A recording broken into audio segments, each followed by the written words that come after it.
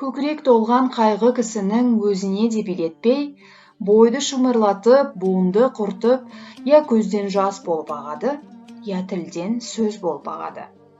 Қазақтар, Құдай, жас баладай қайғысыз қыла көр деп тілегенін өзім көрдім.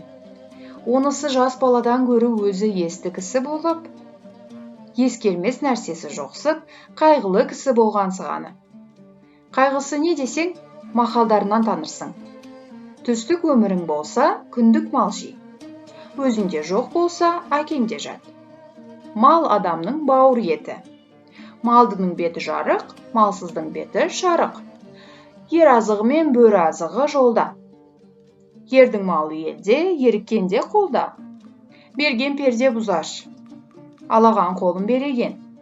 Мал тапқан ердің жазығы жоқ. Байдан үмітсіз, Құдайдан үмітсіз.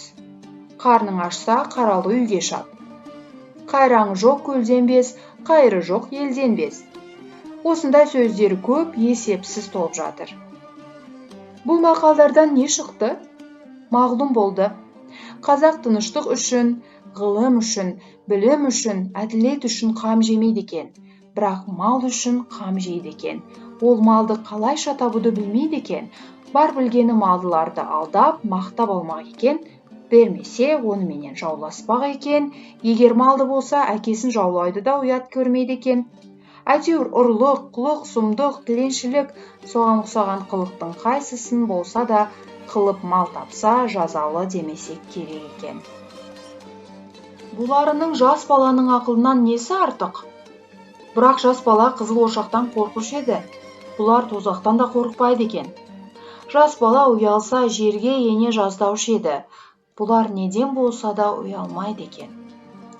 Сол ма артылғаны? Қолымыздағыны үлестіріп талатпасақ, біз де өзіндей болмасақ безеді екен. Іздеген еліміз сол ма?